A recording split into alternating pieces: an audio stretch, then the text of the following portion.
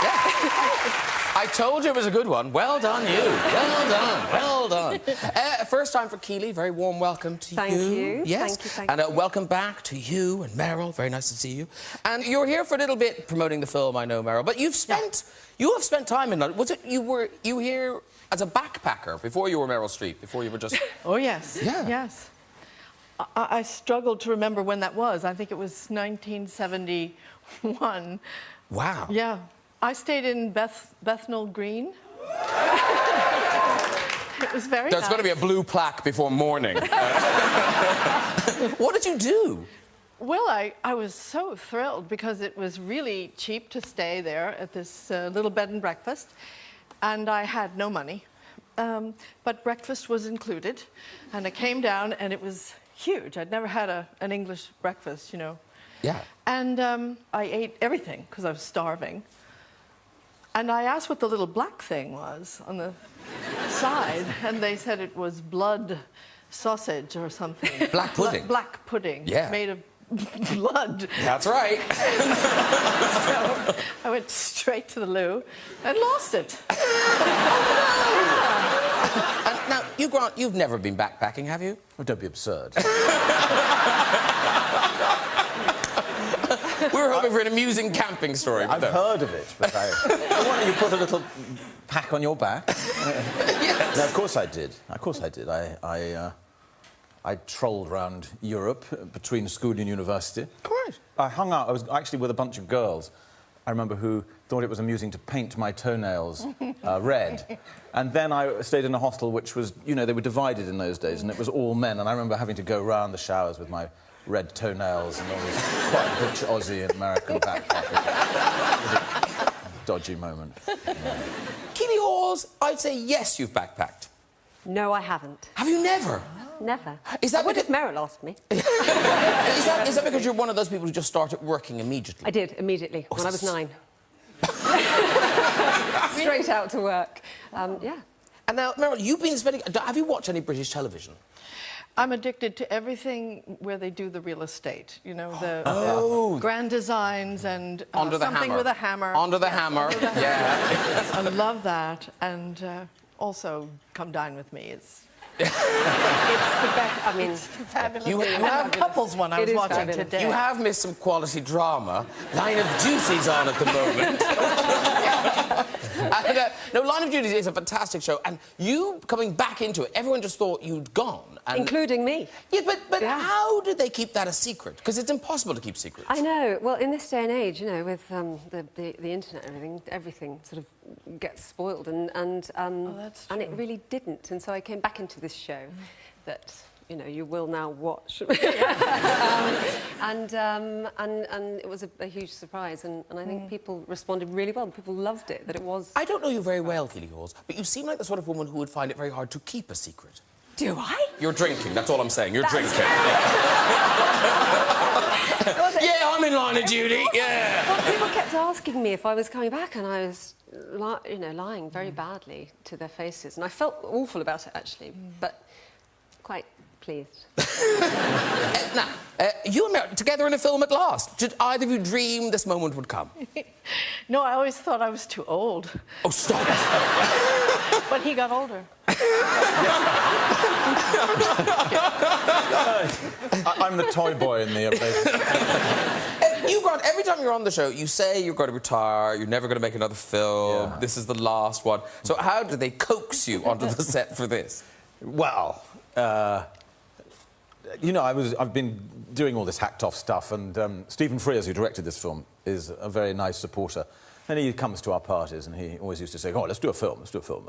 And I said, no, I think show business is in my past.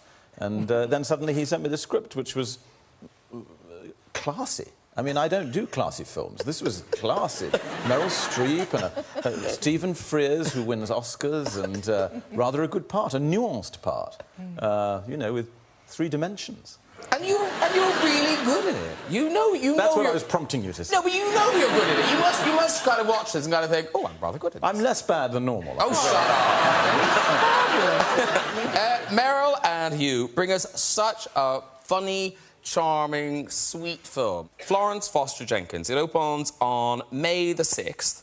And Meryl, you are Florence Foster Jenkins, who was real, and I was aware of her, but I'd always thought she was sort of turn of the century, but it was 1944. The film takes place in 1944, yes. She was a society lady at that time, in the 20s, 30s, and 40s, and she was a club woman, and she gave lots of money away to charitable organizations, mostly musical societies, but she wanted to be a singer all her life, and she was a terrible singer, opera, but she had enough money that she could inflict it on her friends and club ladies, and as long as she kept it in the club, it was fine, but one night she hired Carnegie Hall, and... And you play the very supportive husband, Sinclair Bayfield. Yeah. Who sort of, it's a very lovely relationship because you know her secret. That... Yes, I know she's not just bad, she's appalling. And because I love her, and also because I have no life without this millionairess. My character was rather a sad, failed actor with nothing outside this strange little charmed, deluded world of Florence Foster Jenkins and her musical societies. So, yes, I spend my life keeping people who are going to laugh at her or give her a bad review away. Her recordings are very famous in the United States. I don't know if they know about them here. No, I think they do. I mean, they're the most bought records from Carnegie Hall concerts ever. Yeah. Because they're sort of guaranteed funny. I want to have them at my funeral. Have you ever heard these recordings of? I have. Yeah. Well, listen, we've got a clip. So here we go.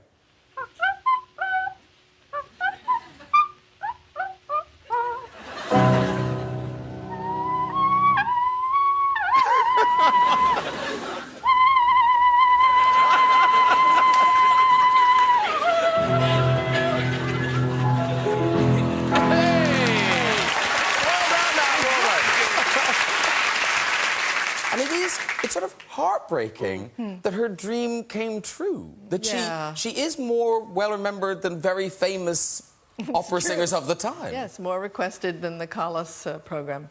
But, you know, it's partly because she was really bad. But also, you can hear in the recording, you can hear her aspiration, her trying to be good and her delight in giving it. I mean, she really was trying to express herself. And the thing that's great about it is that it's almost okay. Enough that you kind of are on the edge of your seat. She might make it to the end of the phrase, and then it all goes south. Let's watch a clip. This is yourself, Meryl, and Hugh returning from an evening of music at the Carnegie Hall in the back of a cab. And as audience, we know that Meryl Streep can sing, you know, Into the Woods, Mamma Mia. In fact, you've sung in more films than... Lately, yeah, yes. You've sung lots.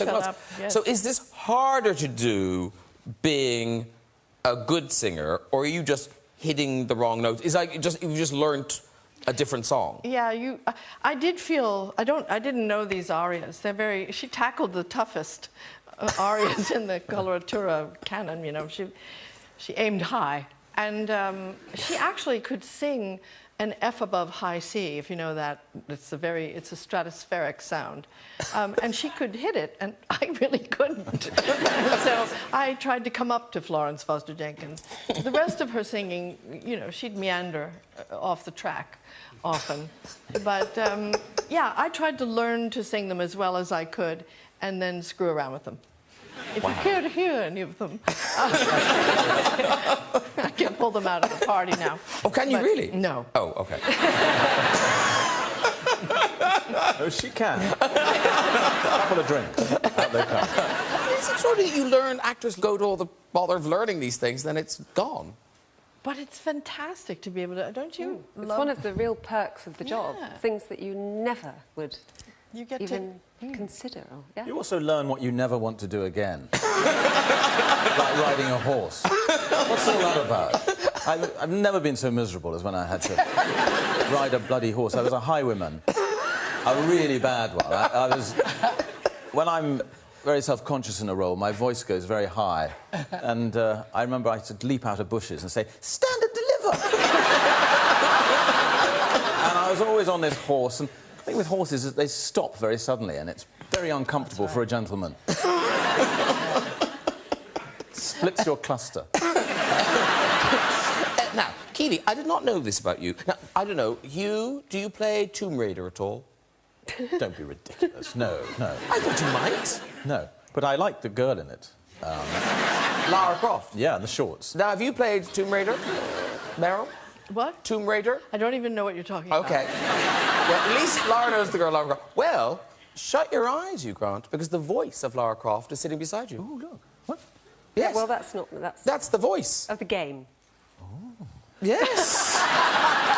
The voice of Lara Croft is Keeley Hawes. Now, apparently, this got confusing for your son. Is this true? It did, it did. When I first started doing it, my son, who will kill me after this story, my son, who's now 15, but was quite little, and he could never get past the first stage, and so you just make her run around and sort of swim and rock climb and things. But she wears these shorts. You know, so he was doing that, and then he came running in. He said, "Mummy," I said, "How's it going? You know, you enjoying the?"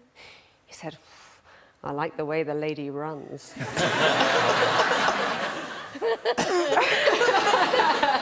The lady with Mummy's voice was a bit. Did you then ban him from playing that game? Yes, you did.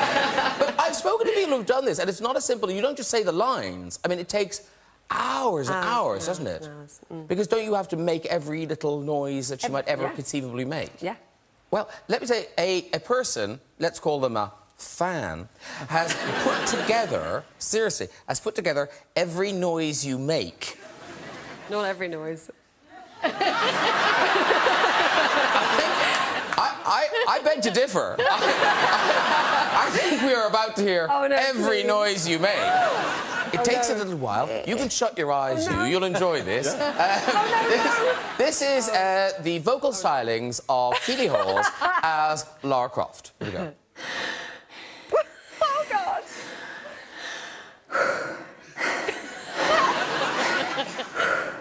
Someone has taken the time to put this together. That's a falling off a cliff death. There's a really long one in a second.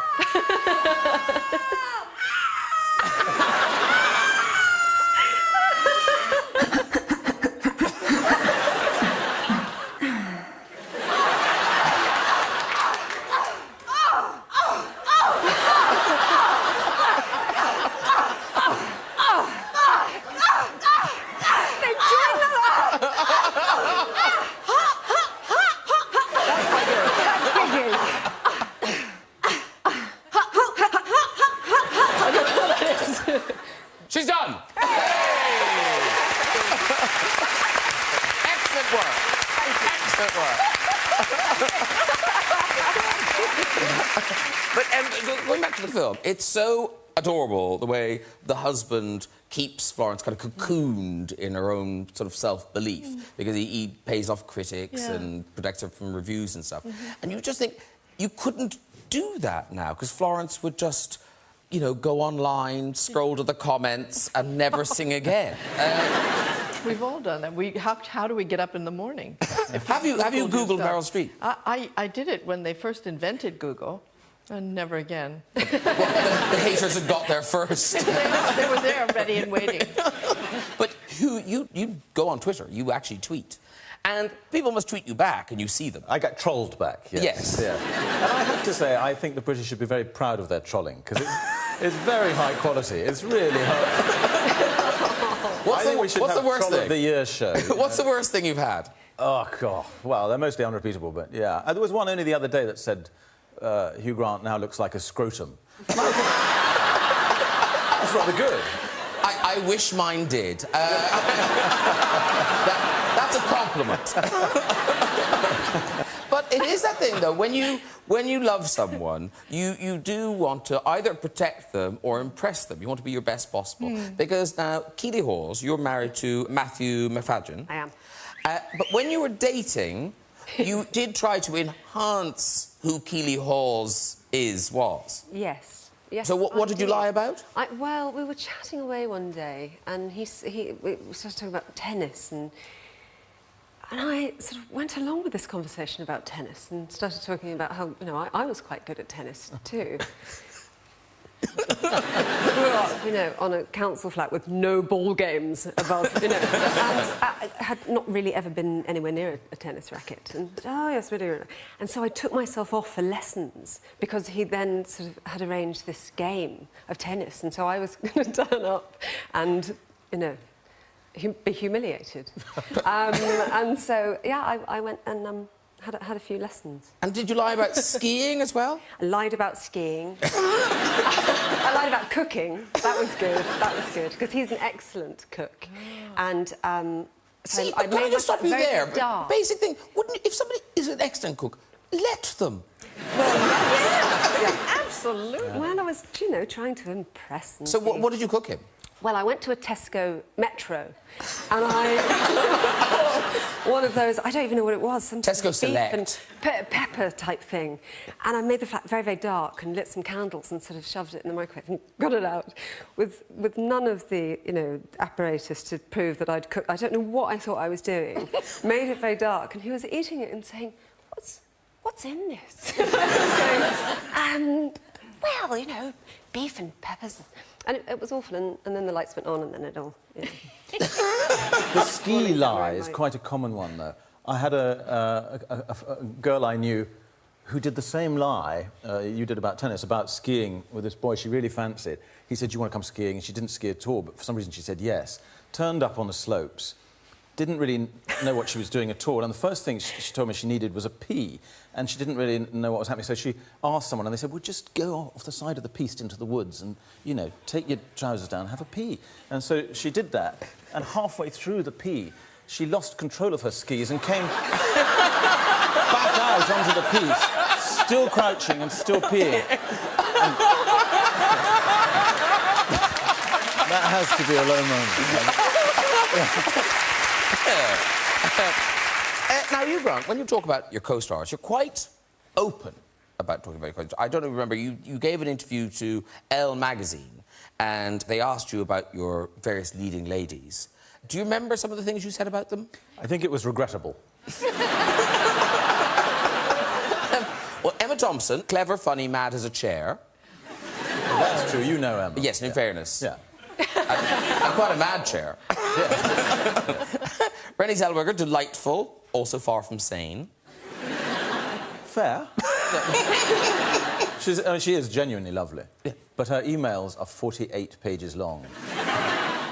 Wow. Can't understand a word of them. I'll put them on Twitter.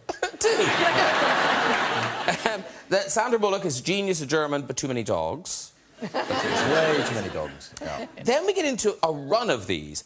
Julianne Moore, brilliant actress, loathes me. Yes. Rachel Weisz, clever, beautiful, despises me. Yes, yes. Drew Barrymore, made her cry, hates me. That can't be true. No. Julianne definitely hates me. Rachel Weisz, I think we got on fine. I don't know why I said that.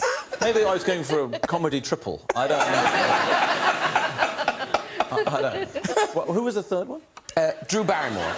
She made the mistake of giving me notes. How would you take that? Oh, well, when you're acting with someone and I took them very well, didn't I?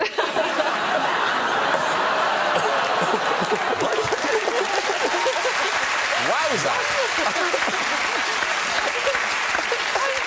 No. They believed you. They believed you. Oh, no. Because, Meryl, I've heard you speaking about how you are now sort of aware of the effect you have on a cast. Oh, yeah. I heard you say you were terrified. You weren't really terrified, because the first day I worked with you, I forgot my lines. I loved that. Immediately. The highlight of my year. Well, here's an interesting question I meant to ask you all these months and never dared. Are you ever nervous? Were you ever nervous? You did ask me that. Did I? What was your answer? Every day you ask me that. I'm so nervous. Aren't you nervous? No, the second week, I'm not nervous of this. But when we got up at Carnegie Hall, I was shaking. Yeah. It was terrifying. Yeah. And that was late in the shoot. And when I had to, you know, at the end, when I... nervous about that. Well, that's not easy. Yeah. No, I get nervous. I get nervous on chat shows. Chat shows are hard. Oh, stop You're it. a genius. I don't know how you do it. You put the most uptight people relaxed, but it is very tough. But you are all relaxed. You're nice. I'm really uptight still. You haven't moved. I know. The thing is, but you can sort of relate to it, I guess, people's reaction to you, because when you were starting out, you must have had the reaction to... I did. I had... The first famous person I knew was Al Pacino. I didn't work with him, but he came over to the house for dinner. He was a friend of my boyfriend, and I was cooking... Why? I cooked spaghetti. I cooked homemade spaghetti sauce, and somebody had told me once to put a carrot in the sauce. Oh, it was awful. And I just remember stirring it, and for some reason my lip going like this. I wasn't saying anything, I was just going... I was so nervous because he was so famous, and... But, you know, people are people. You should have just gone to Tesco Metro. Yes. Did he bitch about the carrot? No. Oh, okay, okay. No, I just knew it wasn't any good. And it is that thing that every time we see Meryl Streep in a film, you know, it becomes kind of ridiculous, but you are brilliant in them all. Have you got performances that you watch back or remember where you kind of think, oh, actually, I was a bit pants in that, or... Oh, yeah. What? I'm not going to tell you. Oh, come on! Oh, my God! Let's guess! No, that's bad. No, you won't guess. That's a bad game. You won't guess. No, I know. That's a bad game. But you won't guess, because I've just collected a lot of awards for that film, but no. Oh, really? So it's one of your big successes, and you think... Well, I wouldn't say it was successful. It was venerated. Yeah. Ooh, I'll get it out of her. Yeah. No, I'll tell you. It was the French tenniswoman. Yeah. I really thought... But part of it was in the... I'm giving myself an out. But part of it was the structure of it was sort of artificial, because it was I was the actress playing the French tenniswoman. Yeah. At the same time, I was an American actress playing the British woman. And I hear it now... I was young and new at this, and I just didn't... I wasn't as pleased as I could. I didn't feel like I was living it. I didn't feel I imbued the angel of inspiration with the... whatever it was. That's a line from the movie. But, yeah, we always feel... You always want to do something better after the fact, but, you know... But there must be ones also you kind of think, nailed it.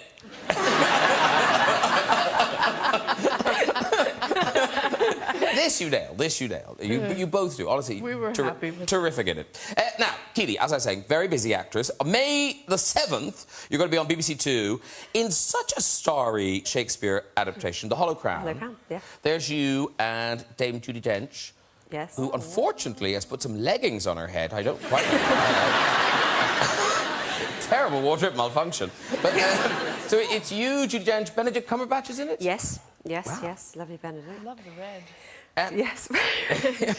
Oh, there he is. Yeah. But now, apparently... That was scary. Quite a... Scary things. That was terrifying, because I had somehow got to the age of 38 and never done Shakespeare, ever. And, you know, this... I don't know, if you're going to do it, you know, you might as well...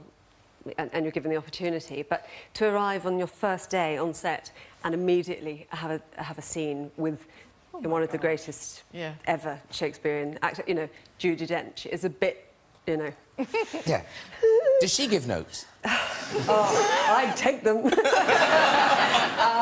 She's absolutely heaven. She's been, I mean, she's just wonderful. And now, apparently you had quite a surreal evening. Was it with Judi and Benedict in a pub? We did. We were in the middle of nowhere. We had amazing locations, and we were in this pub and all having a bit of supper, and Benedict came in, and Judi was there, and Judi's lovely friend, and we all sat, and the door to the little hall joining the pub opening, and people had clocked, you know, oh, there's Judi, and this was a big event. And then a girl came in. She was 16, and she came in and started to cry, sobbing. And it turned out that she was having, in the hall next door, in the middle of nowhere, a Benedict Cumberbatch-themed birthday party. with, you know, the cake with Ben's face on it. And there he was. And so, yeah, that was terrific. You know, with Judi Dench as a sort of side note. Quite extraordinary. It was a wonderful thing to see, you know, and of course he was brilliant because he's lovely, and suddenly it was, I mean, it was just amazing. Oh, isn't that terrible? Her life has peaked at 16. Yeah. It'll never be better than that. Do you remember the year when? We must mention big ITV hit. The Durrells continues on Sunday night at 8 p.m. Because this has been huge. It's the big Sunday night thing now. I'm so relieved. I probably shouldn't say that. And you never know when you make something how it's going to turn out and what people are going to... But already, I think they've just announced, haven't they, that more? They have. We were told today. The first 2 episodes have gone out, and the third one's this Sunday night. And they have commissioned the next series, so back to Corfu. Excellent. It's a hard, tough gig. Someone has to do it. Yeah, but that is one of those jobs where it's like, I was saying to you, it's like Death in Paradise or Indian Summers, where it's just like winning the lottery, isn't it? Yeah, really. Basically, yeah. But getting bitten by mosquitoes. Oh. Which is a very small price to pay. Really, yeah, shut up. Sorry, I'll take that. Shut up. No patience. Here's a clip. This is from Sunday's episode. This is you as Louisa Durrell with a potential love interest on Thailand. Right, it is music time. On the 14th of May in Stockholm, this duo will carry the hopes of a nation to the Eurovision Song Contest, performing You're Not Alone. It's Willkommen and Bienvenue to Joe and Jake. Oh, congratulations. Thank you so much. And it's out now as a single, isn't it? You're Not Alone. It is indeed. It is available now. No, and would it be lovely if people bought it? Imagine if it was in the charts when you headed off to Stockholm. It'd be fantastic. You know, what we're doing right now is we're literally living our dream. You know, we've signed to Sony. We're 2 young lads having fun, representing the UK. We're just so proud. What more could you ask for, yeah? Exactly. Well, let's... I'm sure we can find some. Yeah, talking about Eurovision, our American visitor, do you know what Eurovision is, even? Yes. Oh. Of course I do. Is that because of the ABBA connection? Yeah, because I knew that ABBA was discovered there. Yes. And Hugh has a Eurovision party every year, I believe. I do. It's called Null Point. I always go Sandy Shore. Of course. Yes, puppet on a string. One of the best. Sometimes I'm a puppet, sometimes I'm her. Just don't catch aside. Keeley Hawes, it means nothing to you, does it? It doesn't mean very much, no. Bucks Fizz was my moment. Well, now it's time to get back involved. You've met these boys. You're emotionally invested. I am. Yes. Now, here's the thing.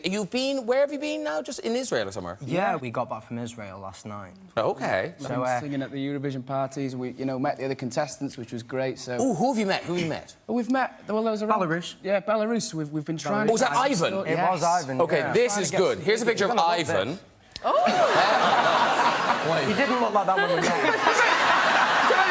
I just got the worst fright. That is, in fact, the wolf's tail hanging down. I was thinking, my God, that wolf is quite the goer. It's certainly putting Ivan to shame. There's nothing hanging down there. I did ask him about it, actually. I asked him if he was going to be wearing, like, a skin-coloured bodysuit or if he was going to have a leaf, but it turns out no. This is the act? Yes. Yeah. Not for the... This is the UK act. No, I understand. Yes. He's from Belarus. Yeah. It's far away. I have high hopes for Serhat from San Marino. Here's Serhat, reclining in the finest hotel in San Marino. He hasn't got his monocle. Or does he normally have a monocle? Usually he has, like, a monocle. To be honest, if you don't win now, it's shameful. I'll have to take that one with me. Yeah, you can't come home if you don't win. Now, I am concerned, because how do you think the EU referendum is going to affect your performance on the night? I think we're just going to stay away from that. No, but I worry, you see. I worry because we're having this big referendum. Yeah. This happens before the referendum. Oh. If Europe isn't good to our boys, Brexit guaranteed. There's no pressure. No pressure. No, it's just the future of the country. And what about the staging? Have you got all that sorted? Yeah, we've been talking about it, you know, because the song's about friendship and people being together, and we really want the public to be a part of our staging this year. So our idea is that people can send in selfies to be a part of the staging, and we were hoping we could potentially get one with you here. A selfie with me? Yeah. You can. Well, how big is your arm? I've got a great selfie arm. I've practiced a few times. If you sat on the floor there and I go back there, you could get everybody in. Do you want That'd be brilliant. If Do you mind? Do you mind? Is that okay? No. If you sit on the floor... I'll sit on the floor. OK, and you too. I also sit on the Yeah, yeah. And then, well, see if you can get us all in. Ready? Can you get us all in if we're in the back there? Get around. Hang on, hang on. Hang on, are we all in? Yes, there's Keeley. I can see us all. This is good, this is good. This is brilliant. There we go. Look at that! We're all going to Eurovision! We're all going to Eurovision. Excellent. It's May the 14th. It'll obviously be on BBC One. The best of luck to Joe and Jake, everybody! Do us proud! But I say, do us proud, but not too proud. Don't win, just do very well. We don't want to shock everyone. Nobody wants to win, because then you've got to host it. Yeah. And, you know, the quarantine for wolves is very good. Right, before we go, just time for a quick visit to the big red chair. Who's there? Hello! Hi. It's like someone is operating you. That voice didn't seem to come out of him, did it? What's your name? Andrew. Andrew, lovely. And what do you do, Andrew? I'm an accountant. All right, but it's Dress Down Friday. Yeah. OK. And where do you live, Andrew? I live in London. OK, just keeping it vague. Lives in the capital city of the United Kingdom, doing some accounts. That's not a do. Off you go, Andrew, with your story. Yes, so this is a story about a second date. So I was lucky enough to bag a second date. Well done. And I was, understandably, I was nervous, Yes. but excited, and I wanted to impress her. So I organised to meet after work at a cocktail bar, 2 for 1, just very classic. And so... You are an accountant, after all. you did the sums before you went. Yeah, so I, you know, nervous, and obviously turned to a bit of drink for a bit of Dutch courage. I had a show booked. It was all going well. You know, the chat was flowing. Things were going really, really well. You know, really liked yeah, okay, it was yeah, all going yes, well. yes. I started to realise that I felt so ill. Oh, And, no, you didn't. Did you? We were still chatting the whole way, and I just suddenly went silent. And I didn't say anything to her. I just ran off and just threw up everywhere. I'd basically just given up, and I realised she was behind me, watching me do this the whole time. And luckily, she still kissed me afterwards. Oh! You say luckily? Jesus! What's wrong with her? I thought the story might end, but she agreed to be my wife. Are you still dating her? Yes, she's in the audience, actually. I'm not sure for how. No, I don't want to see her. Don't look over there. Oh, my God, there she is. That's her. Don't wave. Wow, that's a good top if he gets sick again tonight. Let's see what else is in the chair. Hello? Hi. Oh, I can't.